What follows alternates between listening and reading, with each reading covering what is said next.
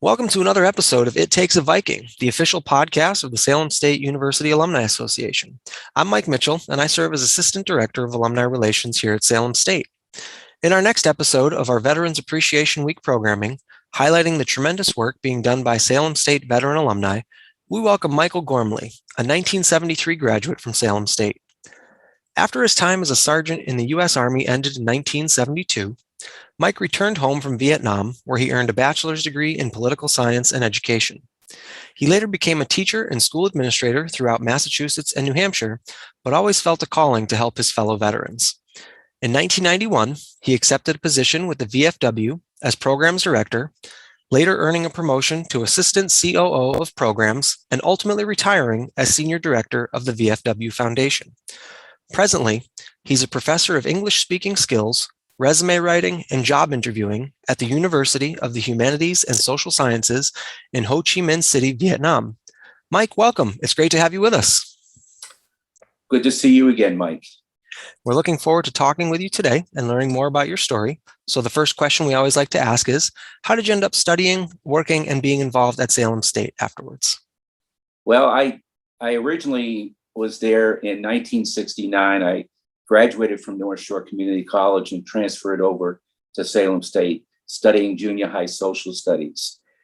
But the first semester of my junior year, I received a draft notice saying that I was going to be drafted in April of 1970. So what I did was I finished my exams for my first semester of my junior year and went into the Army for 2 years, went to basic training about a week after the exams, and did my military training, did it well. Eventually going over to Vietnam, and I was a sergeant over there. And then January 6th, I left my military career. And about 2 weeks, less than 2 weeks, I was back in the classroom in my junior year at Salem State. And I will tell you that helped me immensely in regards to transition and just forgetting about what happened in the past. And the staff of the political science department, which was brand new, my class was in 73, was the first graduating class, were so open to making sure that I was transitioning well. Peg Dower, who's no longer with us, was the head of the department. She and I had a good rapport. We even wrote from Vietnam to each other because she wanted to make sure that she had everything ready, because I was just leaving and going back to class. But they also had a staff member who was retired naval commander, Bill Dolan, and he was very helpful. So it was an easy transition, very important part of my life. I actually got involved with the first political academy, and I was elected secretary treasurer. So I tried to become immersed in Salem State, but I didn't live on campus. I lived down the street because I'm originally from Salem. I have relatives everywhere there. So that was an easy way of coming back and just settling in with relatives and then studying at Salem State. And since then, obviously, you graduated, excuse me, and you mentioned some of the work you had begun with education after that. But I think one of the things that I've always admired the most about you is the great work that you did with the VFW, and now the work that you're doing in Vietnam. So can you talk a little bit about some of the work that you did with the VFW and then what you're doing today in Vietnam as well? Well, I was a school administrator in Amesbury, Massachusetts for 5 years. And during that time, the local post, VFW Post 2016, that covers Amesbury and Newport, the commander came into my assistant principal's office to give some awards to my students. And he knew that I was a Vietnam veteran. He said after the ceremony, he said, "Would you be interested in joining?"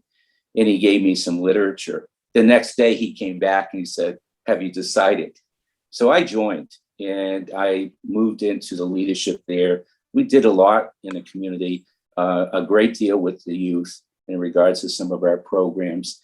And so I started out there. I then became the volunteer district leader, that I had 17 posts from Ipswich to Lawrence and in between that I helped coordinate. What happened at that time is that national headquarters CEO, met me, and we had a nice dialogue. And he said, "Would you consider coming to Kansas City?" Well, at that time, I just became a principal, and I said, "Well, let me think about it." And he kept on saying, "We need you to really tell our story and tell what the VFW is doing all over the country." And I said, after a few phone calls and everything, and there was some dynamics happening in my school district in New Hampshire, they were going to reduce some staff. So I proposed that I would leave and other administrators would take over my position. So we saved some teacher jobs there. And then I went to Kansas City in 1991. And after over 16 years, I retired. I did a lot of connections. You know how important connections are with corporate volunteer programs, with other community groups. And I was involved with people like President Bush Sr. I was on the Points of Light Foundation board with him, promoting volunteerism. A personal friend of mine was Colin Powell, who passed away recently. He went from the military to youth programs, and I was working with him on many different things. And I really felt that I was helping the VFW and our auxiliary tell their story, because we've been around for well over 100 years, now 120. And a lot of people knew of us, but didn't know about us. So I like that. Well, in 2007, I retired. But I will tell you that before that, I got involved with Salem State. Mandy. Mandy reached out to me. She and I become good friends. You and I have become good friends.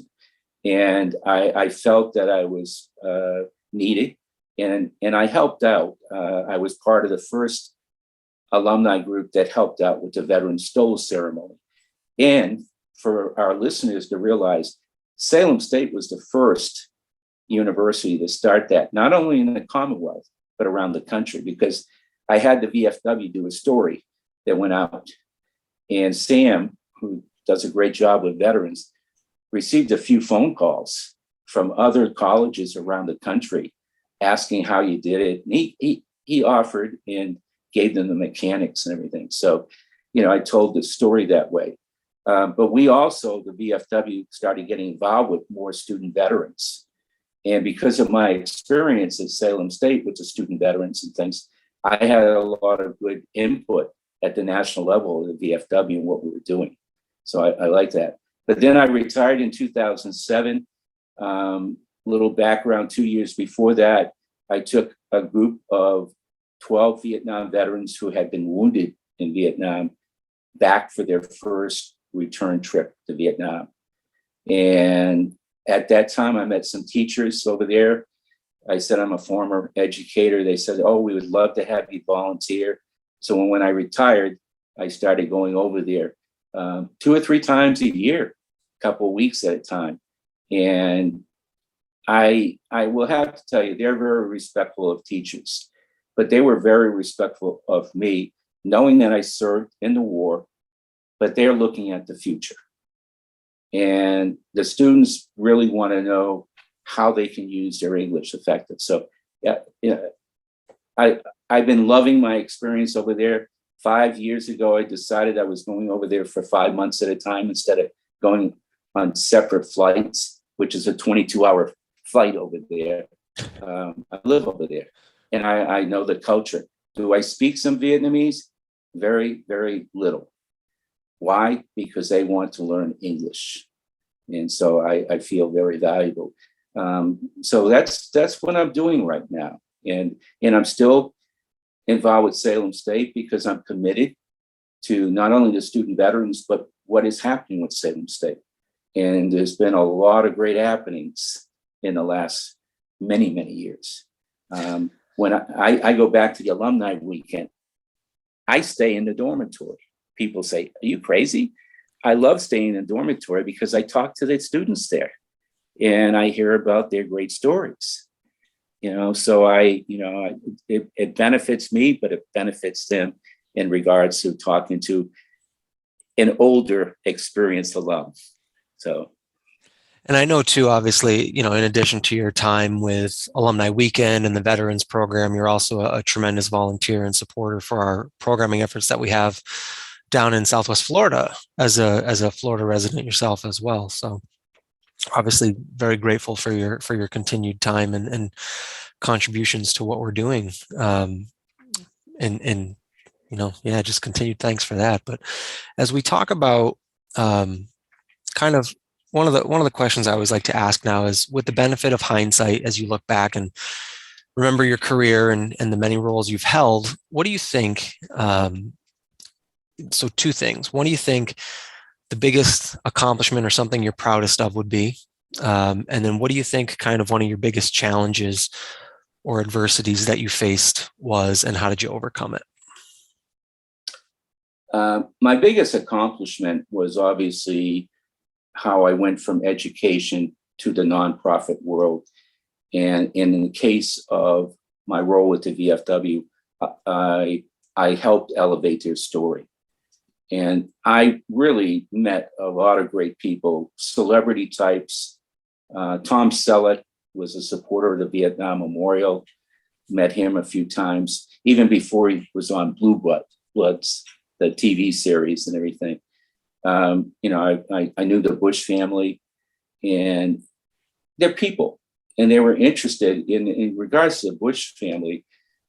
President Bush Sr. was a World War II veteran. His son was in the National Guard, so they were familiar with the military, but it was telling their story. And so I was very successful in getting that link because I had the information. And Salem State helped me out with the student veterans information. So I had that too. So that to me was my biggest accomplishment. But I'm going to have part two. It's what I'm doing in Vietnam. I feel like I am needed over there, but I feel my value of the skills that I picked up at Salem State as a teacher. I'm amazed that I'm using my traditional teaching over there, but also my motivation. And the Vietnamese teachers ask me about how to do things, and I feel value. I feel value in everything. I'm a mini rock star in some of these rural high schools because they have no contact with foreigners. So it makes me feel well.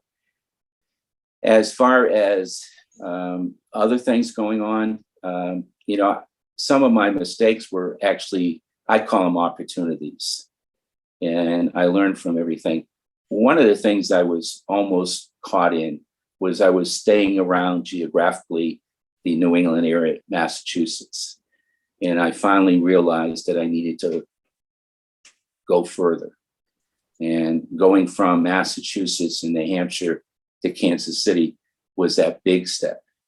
But then I traveled around the country and had that opportunity to meet a lot of people. Through the VFW, I traveled to every single state, doing speaking, doing training programs, representing them at other meetings and everything. That was my biggest mistake. I should have looked at that in a global sense way before that, way before I started. Going back to Bill Dolan, who I mentioned earlier, he was a retired naval commander. He was trying to get me into some federal agencies because of my military background, which would have made me involved with traveling overseas and things like that. But I declined. I wanted to be a teacher. And so I think everything worked out, Mike. Later in my life, but it worked out. So I tell the current students and I tell alumni, never give up your dreams and goals. You never know what time of your life you're going to be able to accomplish it. And that more or less answered just the next question that I was going to ask you of if you could go back knowing what you know now and tell yourself anything, what do you think it would be? But it sounds like you kind of hit that nail right on the head for us. So Mike, I'm curious, you mentioned being an educator and the great work that you've done with veterans. If you could imagine yourself doing anything else, what do you think it would be if you weren't doing what you were doing now? Well, and when I was looking at graduating from Salem State in political science, I was actually looking at going and continuing my master's in public administration. I wasn't looking at teaching totally. I wanted to be a town or city or state administrator somewhere. But the more I thought about it, the more I felt that I wanted to use my teaching skills and see if I could teach and see if I could make changes in the lives of young people. So, but it would have been administration. And at the time at Salem State, we had very small political science classes. 30 in my class in 1973. Half of us went into teaching. The other half went into not only administration, PB, town administrator. John Tierney was in my class, former congressman. Some others, Mike Goldsmith, who does a lot with public relations and everything. So we had a diverse type of group going many different ways. And so I look at it, but it would have been in public administration. That's great. And before we let you go, the question that we always like to ask is, as someone who's been very involved with the university for the last several years, we always like to know why. What does it mean to be a member of our community to you? Well, I'm going to tell you that coming from my background with connecting with people, the idea of engaging people, Salem State alumni staff did it right by me. They welcomed me, they listened to me. I remember the first time I went, they had these little Salem State pens, but ribbons saying a veteran. And that really made me very, very direct in saying to them, I want to do some things. I also saw the commitment from then President Pat Meservey. She was committed to the veterans. Why? She came from a veterans family. I met her mother. She was a World War II vet. That really meant a lot to me. And you engaged me in various ways. That's why I go to the alumni weekend.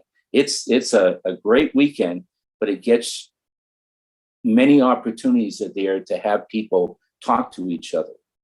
And you and Mandy, the president, they invite me to talk to various alumni, and I do. I remember a couple of years ago, I was involved with the 50th anniversary class. They created a scholarship based on a person who was killed in Vietnam. And that really meant a lot to me because I was able to help that person's legacy stay on. So involvement, and engagement. And that's very important. And I say this to my fellow alum out there. Don't wait to be called. Call them and find out what you can do. And get involved with the student veterans, even if you're not a veteran. Talk to them. If you know about jobs, help them out and everything. So I just feel that you value me. And that's important. We appreciate that, Mike, and we're really grateful for your time today. I know you're a busy guy these days with the many things you have going on. So it's always great to see you and great to talk to you. We look forward to seeing you hopefully down in Florida in the next few months when we head back there in March. And again, want to thank you for joining us today. And I appreciate it, Mike. And one last thing, I want to wish all my fellow veterans a good Veterans Day. And we know, like everyone, we do not just remember one day, we remember 365 days a year. So thank you, Mike. Absolutely. Thank you, Mike. And that was another episode of It Takes a Viking, the official podcast of the Salem State University Alumni Association. My name is Mike Mitchell, Assistant Director of Alumni Relations here at Salem State. And until next time, thanks for watching.